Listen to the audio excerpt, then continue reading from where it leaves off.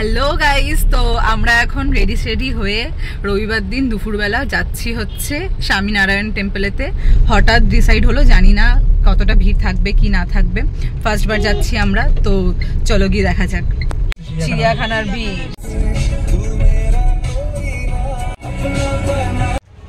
তো চলে এসছি আমরা এখন স্বামীনারায়ণ টেম্পলেতে। এটা জোকা মেট্রোর সামনাসামনি। তো এখানে গাড়ি পার্ক করে দিলাম, পার্কিং করে এখন যাচ্ছি। আজকে ভীষণ ভিড়, আস্তে আস্তে দেখলাম। পার্কিংটাও অনেক বড়, গাড়ি রাখার কোনো অসুবিধা নেই। অনেক পিকনিকেও এসছে অনেক জায়গা থেকে এনে। বাস এই যে পার্কিং লটটা। হ্যাঁ বলছি আমরা যা তুলতে ওটা বলতে এই যে স্বামীনারায়ণ টেম্পল। প্রচুর ভিড় আজকে রবিবার যেহেতু।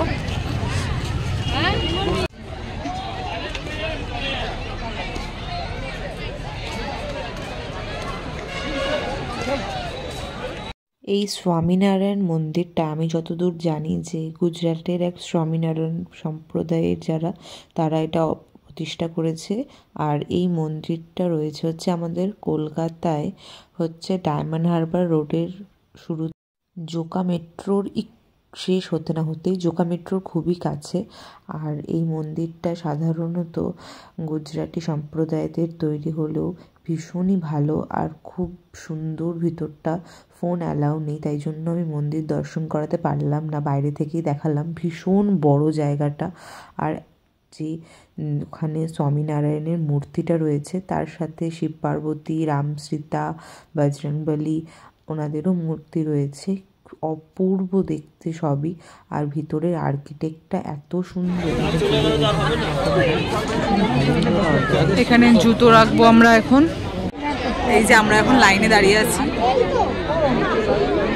এই যে ওখানে 100 টাকা করে প্রসাদেরও ব্যবস্থা ছিল, যদি কেউ পুজো দিতে চায় বা প্রসাদ নিয়ে যেতে চায় তার জন্য।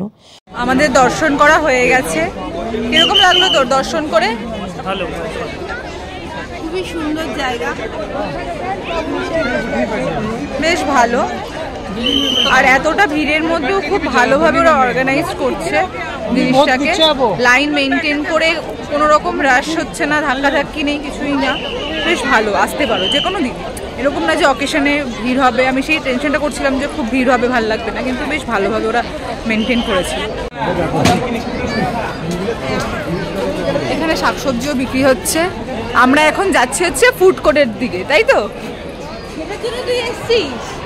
আমি একা এখানে।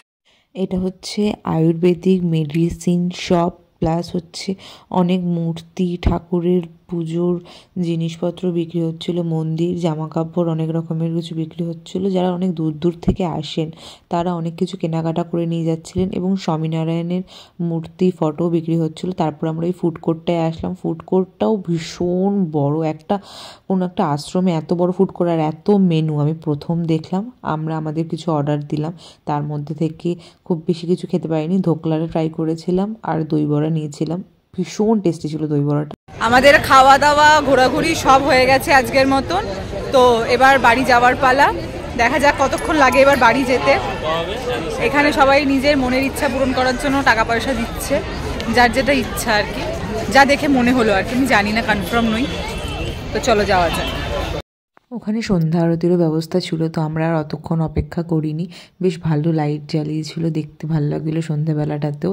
তো চলো, ভিডিওটা কেমন লাগলো জানিও। আমরাও এখন বাড়ির পথে রওনা দিচ্ছি। প্লিজ লাইক করো।